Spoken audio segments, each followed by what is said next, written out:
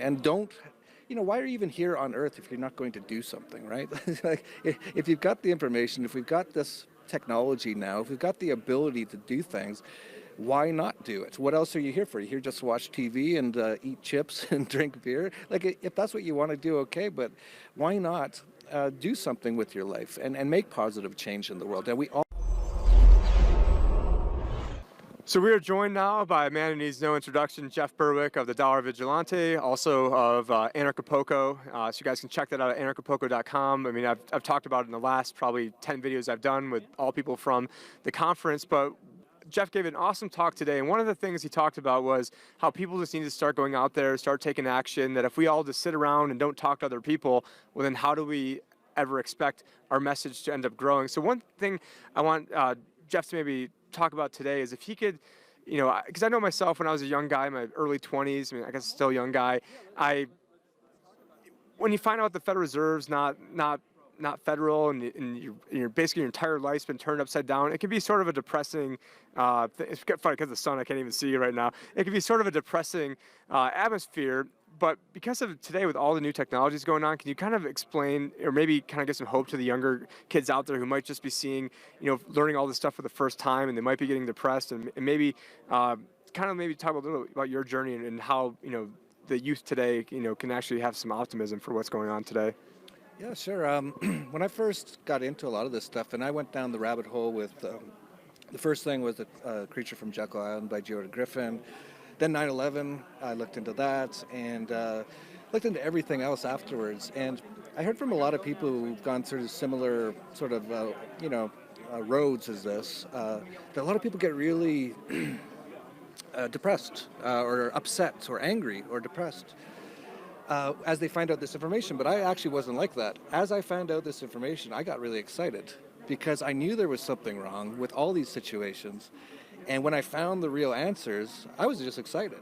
Now, you can look at anything from any angle you want, right? You can look at, I found out all this information, now I'm depressed. Or you can go, I found out all this information, now I'm excited. So it's really your kind of choice.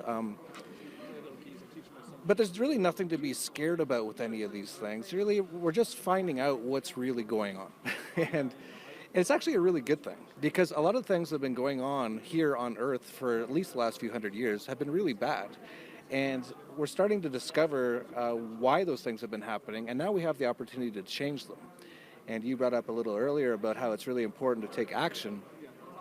If you just understand this information and you do nothing with it, nothing's really going to change in the world. But if everyone who understands what we're talking about starts to just take action, it could be anything like talking to friends, but talking in a good way, and that's a skill that a lot of people have to learn about, right? Or starting up a business that's in crypto or something, right? So getting involved. Or like Bebee Weeks is a friend of mine who a few years ago, he was in Colorado, and he just started taking signatures down for a petition to decriminalize cannabis, and now pretty much the whole world, cannabis is becoming decriminalized. So he actually created that.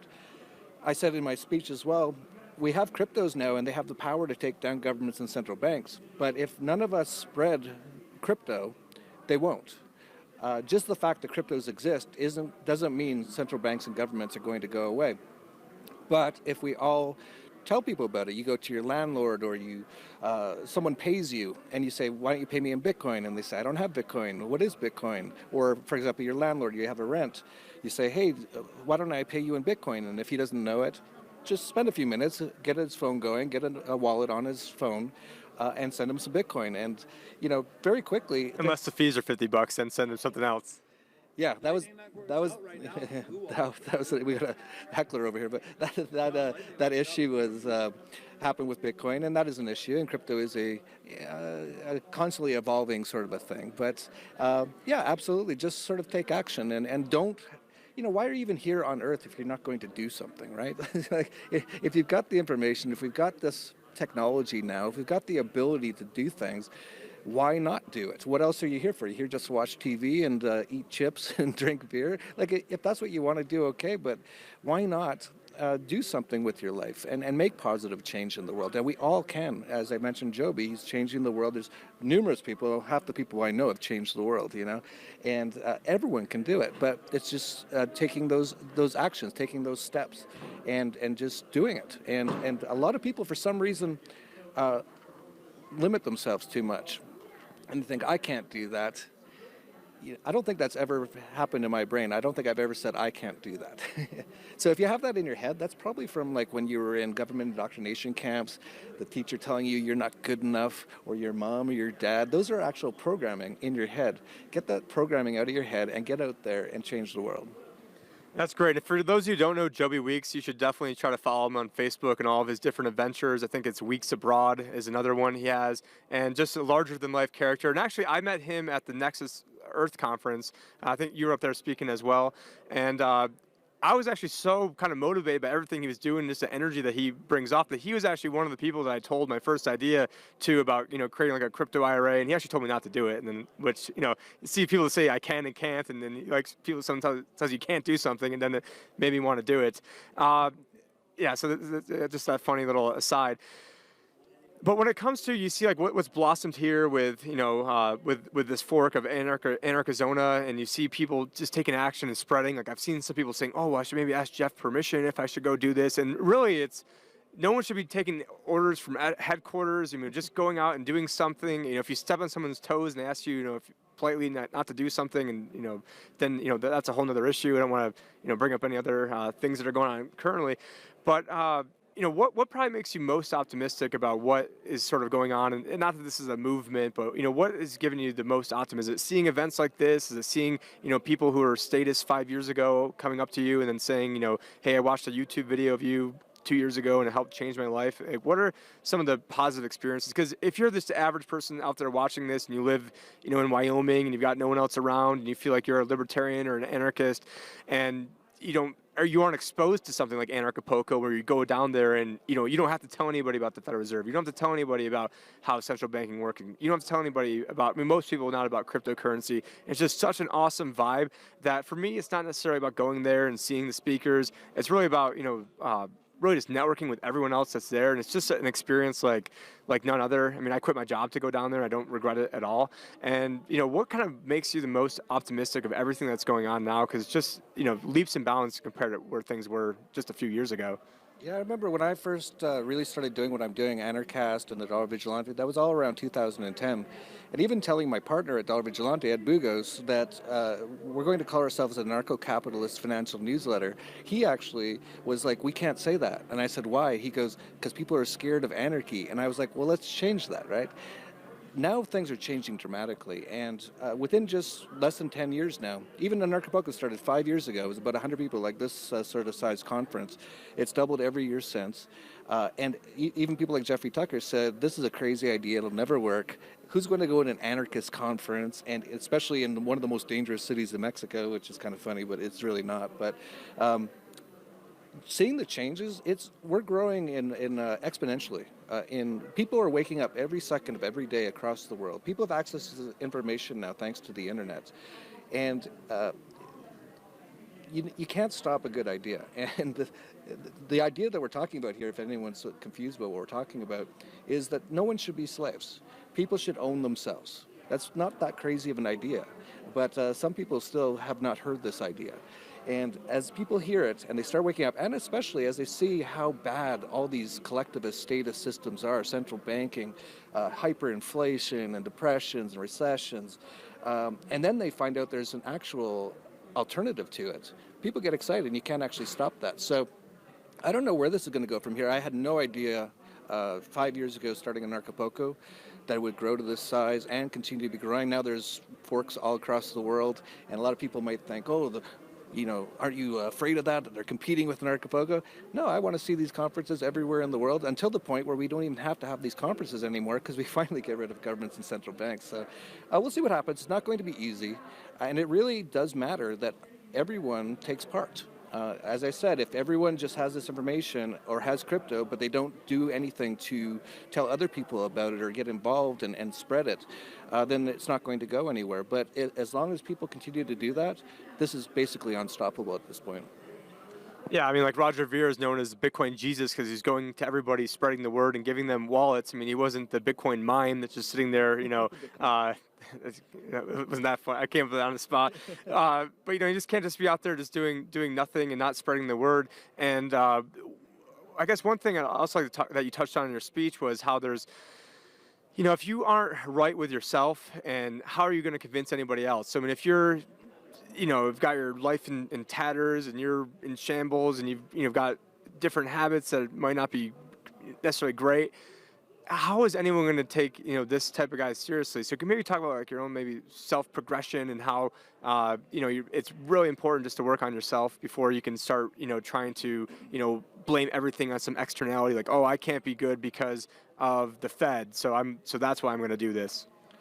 Yeah, the title of my talk was This Freedom Thing is a lot more complicated than I thought. And the whole point of it was that when I first started about 10 years ago, I was just very focused on getting rid of central banks and governments. And what I found out during this journey is that even if central banks and governments disappeared 10 years ago when I was doing this, I would not have been happy because I was still a mess. I'm still actually a mess today, but I'm getting better and better, working on myself all the time.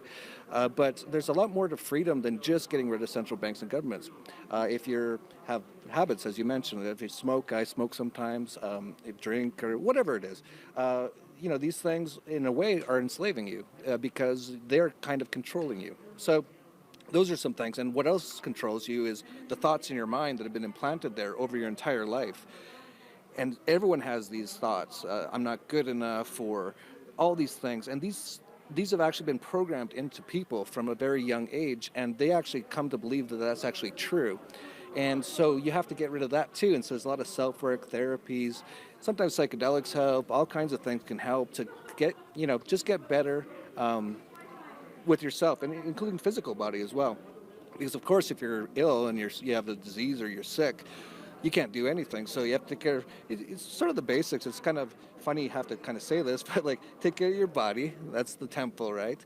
Take care of your mind, and take care of yourself. And those are three different things. Sort of like the Trinity, as they call in Christianity, is those three things, and they're actually quite separate things, but you all have to kind of work together. But if you can get all those things going well, then you'll be a lot happier.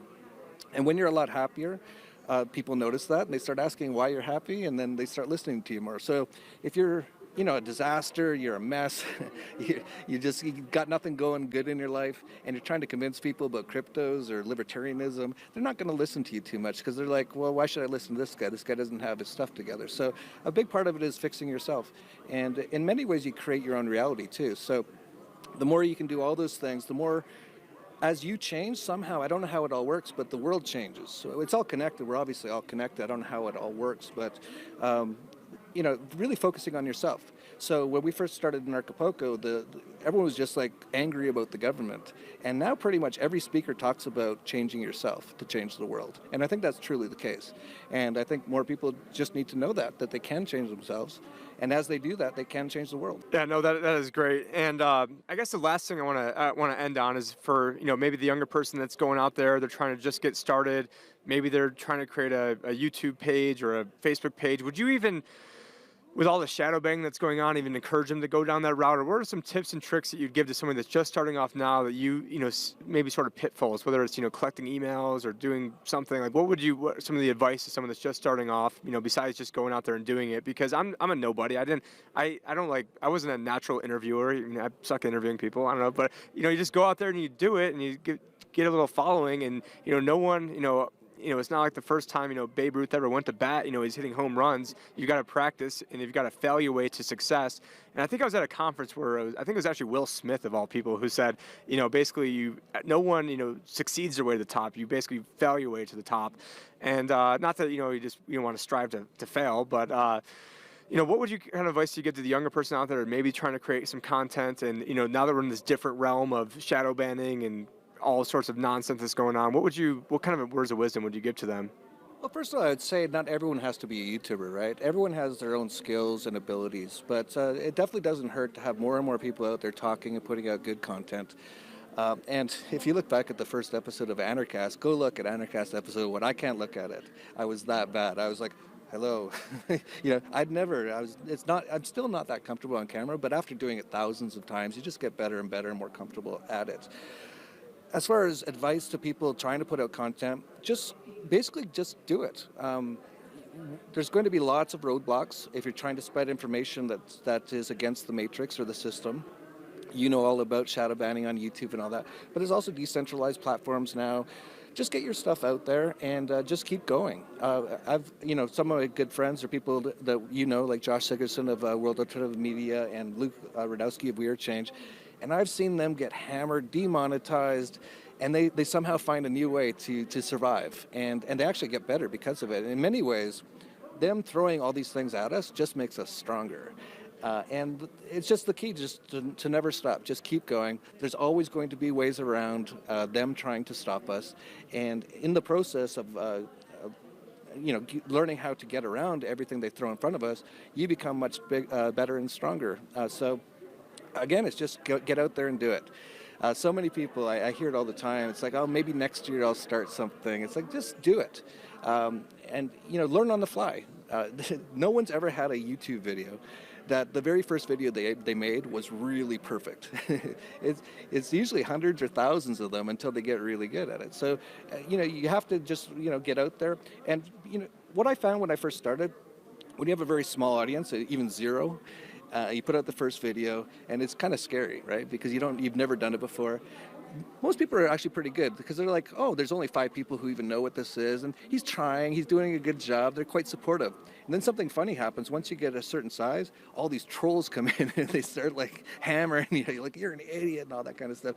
And that's another thing too. You eventually have to learn to just ignore all the noise and all of the people that will try to, stop you basically. But again, that makes you stronger. That's something I learned in the last couple of years, how to deal with all the I don't know what the word is, like just the people trying to, stop me, like troll me or, attack me and all that kind of stuff.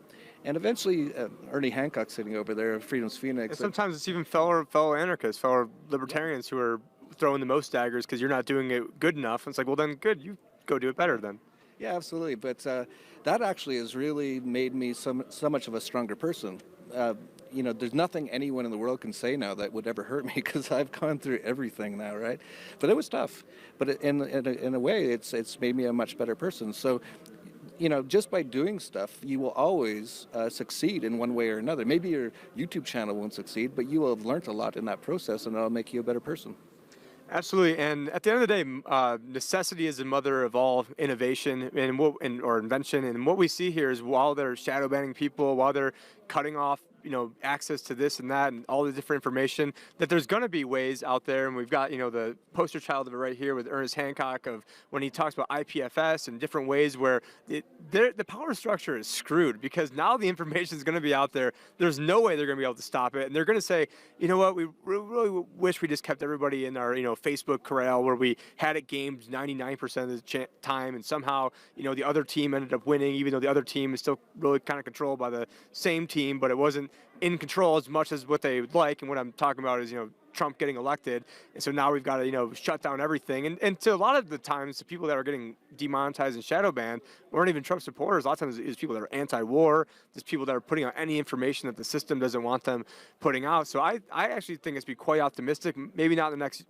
2 years or so, but once we start getting systems where the old system doesn't even matter anymore, they're really going to wish. I truly, in my heart of hearts, think that they're going to wish that they didn't end up messing with this, because there's people that are far smarter than you or I here who are on it, who know how to do this stuff, and then it just takes more adoption. So I am pretty optimistic, and a lot of this has been spawned by Anarchapulco. So I definitely recommend people go check out anarchapulco.com. You guys can follow Jeff at either Dollar Vigilante Facebook page, his own Facebook page at Jeff Berwick, or is there any other ways that people can get a hold of you? I'm all over the place, so you can probably find me anywhere, but those are the main ones, yeah. All right, well, thank you for everything you've done, and thank you for your interview today.